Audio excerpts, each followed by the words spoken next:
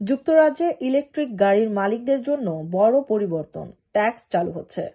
রাজ্যে 2025 সালের 1 এপ্রিল থেকে ইলেকট্রিক গাড়ির উপর ভিইডি চালু হচ্ছে।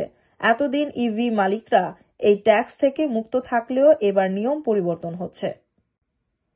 নতুন এই নিয়ম অনুযায়ী আপনার গাড়ির রেজিস্ট্রেশনের তারিখের উপর নির্ভর করে ট্যাক্স নির্ধারিত হবে। 2017 থেকে 2025 সালের মধ্যে নিবন্ধিত যে কোনো গাড়ির বার্ষিক 195 পাউন্ড করে দিতে হবে। 2025 সালের 1 এপ্রিলের পর নিবন্ধিত নতুন গাড়ি প্রথম বছর 10 পাউন্ড, এরপর প্রতি বছর 195 করে দিতে হবে। যে কোনো গাড়ির মূল্য যদি 40,000 পাউন্ডের বেশি হয় তাহলে অতিরিক্ত 355 লাক্সারি কার ট্যাক্স দিতে হবে। এর মানে যারা নতুন ইলেকট্রিক গাড়ি কেনার কথা ভাবছেন তাদের জন্য এখনই সময় সিদ্ধান্ত নেয়ার, কারণ 1 এপ্রিলের আগে কিনলে কিছুটা সুবিধা পাওয়া যাবে।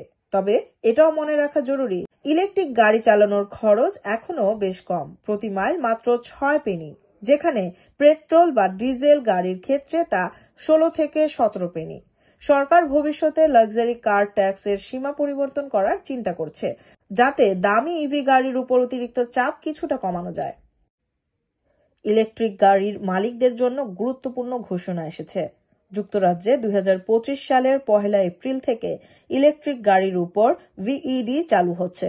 এতদিন ইভি মালিকরা এই ট্যাক্স থেকে মুক্ত থাকলেও এবার নিয়ম পরিবর্তন হচ্ছে।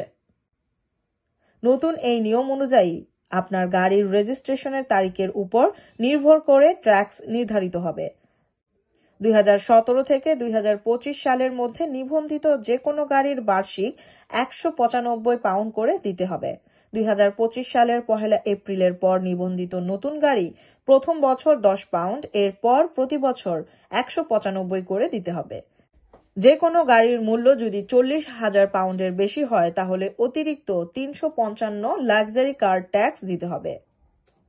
এর মানে যারা নতুন ইলেকট্রিক গাড়ি কেনার কথা ভাবছেন তাদের জন্য এখনই সময় সিদ্ধান্ত নেয়ার, কারণ 1 এপ্রিলের আগে কিনলে কিছুটা সুবিধা পাওয়া যাবে। তবে এটাও মনে রাখা জরুরি, ইলেকট্রিক গাড়ি চালানোর খরচ এখনো বেশ কম, প্রতি মাইল মাত্র 6 পেনি, যেখানে পেট্রোল বা ডিজেল গাড়ির ক্ষেত্রে তা 16 থেকে 17 পেনি। সরকার ভবিষ্যতে লাক্সারি কার ট্যাক্সের সীমা পরিবর্তন করার চিন্তা করছে, যাতে দামি ইভি গাড়ির উপর অতিরিক্ত চাপ কিছুটা কমানো যায়।